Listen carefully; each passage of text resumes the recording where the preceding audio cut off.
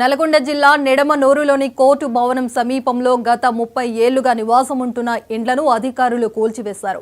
ఎలాంటి సమాచారం లేకుండా తమ ఇల్లు కూల్చడం చాలా అన్యాయమని బాధితులు వాపోయారు.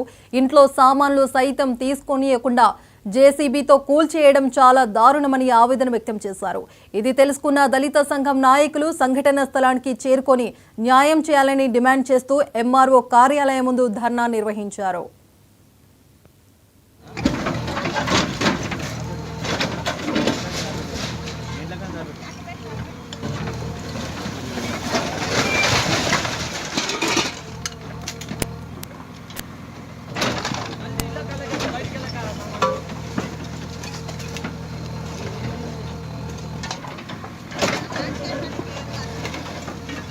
ఇక్కడ ఇల్లు మొత్తం నేలమట్టం చేయడం జరిగింది. నేలమట్టం చేయడంతో సుమారు ఇక్కడ ఇంట్లో ఉన్నటువంటి వస్తువులు మొత్తం నేలమట్టం అయిపోయినాయి. ఆస్తి నష్టం జరిగింది. దాదాపు 5 నుంచి 10 లక్షల వరకు ఇక్కడ ఆస్తి నష్టం జరిగిందని చెప్పేసి మేము అంచనా వేస్తున్నాం. తక్షణమే ఇక్కడ ఎవరైతే దీన్ని నేలమట్టం చేయించిండ్రో రెవెన్యూ డిపార్ట్మెంట్ కానీ పోలీస్ డిపార్ట్మెంట్ కానీ ఆ కుటుంబాలకు తక్షణమే ప్రత్యామ్నాయంగా ఇంకో దగ్గర ఇళ్ళన్నా చూపించాలి, స్థలమన్నా చూపించాలి. వెంటనే రేపు వచ్చే ఏదైతే ఇందిరమ్మ ఇల్లు ఉన్నాయో ఖచ్చితంగా వాళ్ళకి ఆ ఇందిరమ్మ ఇల్లు కేటాయించాలి.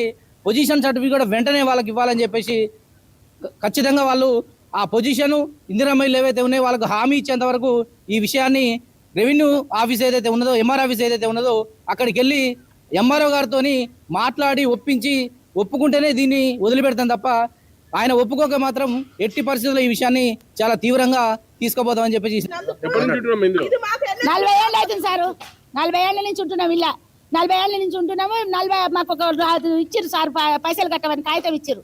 కాగితం ఇచ్చినాక కాగితం ఇచ్చిన నెల రోజులకు కట్టిన ఉంటాం, టైం పెట్టి నెల రోజులకు కట్టినాం. నెల రోజులకు కట్టినాక ఏం చేసారు సార్, మాకు పట్టా వస్తుంది మా ఇంటికి 2-3 వచ్చి ఇక్కడ చేసుకొని పోయిరు. ఫోటో తీసుకొని పోయిరు, మా ఇంటికి వచ్చిర్రు, మమ్మల్ని చూసిర్రు, ఫోటో తీసుకుర్రు, పోయినాక ఏం చేసారు, పట్టా ఇస్తామని మళ్ళీ 30,000 రూపాయలు తీసుకున్నారు సార్. మా దగ్గర 30,000 రూపాయలు తీసుకొని పట్టా వస్తా ఏం చేసి వీళ్ళు కోర్టు వాళ్ళట పక్కా పెట్టినట్ట ఆఫ్ చేసిరంట. వాళ్ళకి ఇయ్యద్దు పట్ట, ఎన్ఎస్ క్యాంప్ అక్కడ పట్ట ఇయ్యద్దు.